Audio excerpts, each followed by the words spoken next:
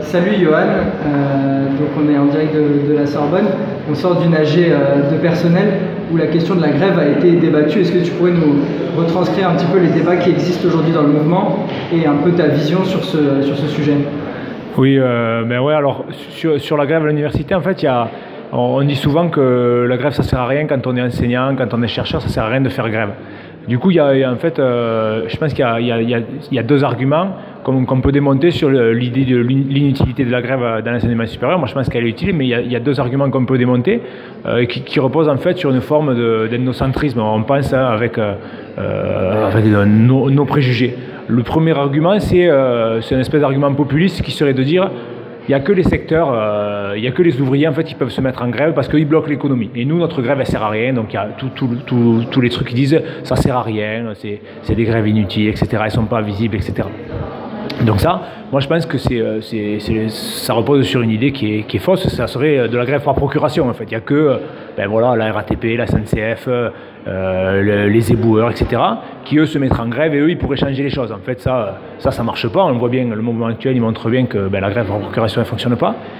Et ensuite les études de sociologie des mobilisations elles montrent aussi qu'en fait c'est les agents les plus dotés en différents types de ressources qui arrivent à faire entendre leurs revendications et pas justement les classes populaires. Donc cette espèce d'argument populiste qui serait de dire il n'y a que les ouvriers qui arrivent à obtenir quelque chose. Voilà, ça repose sur une idée fausse.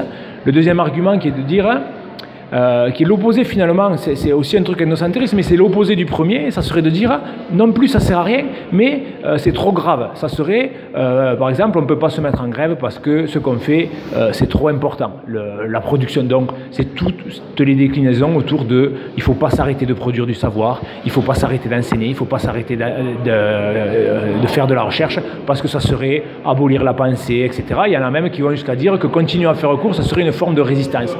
Donc là aussi, moi je pense que ça c'est une erreur, et ça repose sur deux erreurs. La première c'est un fantasme, le fantasme que on puisse avoir une activité qui serait complètement déconnectée de l'ensemble de la société et qu'on ferait quelque chose qui serait supérieur notamment au travail ouvrier, par exemple, et que du coup on ne pourrait pas l'arrêter. Eux, il faudrait qu'ils s'arrêtent et nous, on ne pourrait pas s'arrêter. Ce fantasme-là, et une méconnaissance qui, à mon avis, est particulièrement problématique, c'est contre ça que je trouve qui est le plus grave, c'est de méconnaître le fait que le travail scientifique, le travail d'enseignement, ça repose sur un autre travail, sur l'exploitation du travail, par exemple, de tous ceux qui rendent l'université possible, tous ceux qui font que, il y a des locaux qui existent, qui sont entretenus, qu'on peut y accéder, etc. Et en fait, pas faire grève, continuer à faire recours, c'est casser le mouvement de ces gens-là, casser le mouvement des administratifs, des gens qui font l'entretien, qui font la restauration, qui font les transports, etc. Parce que quand on fait cours, par exemple, on fait venir des étudiants, on leur demande de se déplacer pour venir dans nos cours, et à ce moment-là, on contribue à limiter la mobilisation de ceux qui sont, par exemple, en grève dans les transports. Donc, deux arguments, à mon avis, qui sont à la fois contradictoires et à la fois fallacieux, selon lesquels la grève à l'université, ça ne servira à rien. Moi, je pense au contraire que ça sert. Et justement, quel lien tu fais entre cette mobilisation des profs, cette grève, et la question des mobilisations étudiantes qui ont un peu été les grands absents, on va dire, depuis 2 ans des mobilisations en France?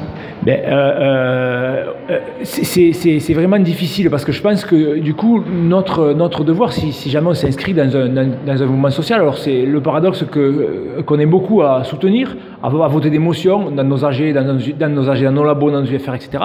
et pas trouver comment se mobiliser. Donc moi je pense qu'on doit soutenir et que la priorité maintenant c'est de soutenir le mouvement étudiant et de faire qu'il soit le plus massif possible. Et donc essayer de multiplier les initiatives pour faire que les étudiants ils sont dans la rue, pas en les dépossédant de leurs paroles, pas en parlant à leur place, mais en contribuant à ce qu'ils puissent s'organiser, c'est-à-dire en favorisant par exemple le fait qu'ils tiennent des AG, donc leur mettre à disposition nos amphithéâtres, leur parler un petit peu au début et dire par exemple aujourd'hui vous deviez avoir cours, vous n'avez pas cours, je vais partir et je vais vous laisser par exemple faire une assemblée générale, des choses comme ça. Donc ça je pense que notamment la grève elle permet de faire ça. La grève elle permet de se décharger de ces moments-là, de rompre les cadences. rompre les cadences de travail, rompre les habitudes de travail. Alors, c'est la difficulté, comme beaucoup de collègues qui disent « oui, mais je ne sais pas comment me mettre en grève, à quoi ça va servir de faire grève ?» Eh bien, ça sert à ça. Ça sert à décadencer le travail, ça sert à rompre les routines professionnelles, les routines habituelles. Et cet intérêt-là, il est majeur parce que c'est à cette condition, on a un travail qu'on présente comme un travail complètement désintéressé, on produit de la connaissance. Mais on produit quelque chose, on produit de la connaissance et on l'accumule. Et cette accumulation-là, elle n'est pas neutre, hein, c'est une accumulation qui est aussi de type capitaliste. On accumule du savoir, on accumule des distinctions, on travaille pour ça, pour accumuler des distinctions scientifiques, etc. Et rompre ces routines-là, c'est s'arrêter de faire ça. Arrêter de chercher à accumuler des distinctions et entrevoir un autre monde possible qui justement ne repose pas sur ces éléments-là. Donc oui, c'est possible de s'arrêter et c'est possible de s'arrêter en faisant autrement, en faisant différemment et en favorisant notamment les mouvements étudiants. Je voudrais juste dire deux autres trucs sur l'intérêt de la grève. L'intérêt, c'est justement de ne pas casser le mouvement aussi des collègues, des compagnons de route, des camarades qui font des grèves dans les transports, etc. Donc, soutenir ça, faire grève, c'est les soutenir sans leur imposer du surtravail, parce que quand on fait grève, voilà, quand on fait pas grève, c'est ça, on envoie aux administratifs, on leur dit ah oui, au fait, je suis désolé, mais il y aurait ça à faire, etc. Mais quand on fait grève, on fait plus ça. Et le dernier point, pourquoi est-ce qu'il me semble que la grève c'est important? C'est le point le plus connu qu'on dit souvent, mais qui me semble fondamental, c'est se donner du temps. Se donner du temps pour faire une autre forme de travail, mais qui est un travail aussi, c'est vrai, le travail militant, qui est de rencontrer des gens, de parler et de populariser nos idées, notre lutte, etc. Et justement, pour terminer, est-ce que tu pourrais nous parler de ton expérience? Parce que je sais que ce dont tu parles, tu l'as mis en place en AES, là où tu exerces. Ben, alors du coup, moi ce que j'ai essayé à mon faible niveau, donc je suis maître de conférence de sociologie donc en AES à Paris 1, et donc j'ai essayé par exemple dans mes amphis, j'ai rencontré des étudiants mobilisés, comme on en rencontre dans les manifs, sur les piquets, etc.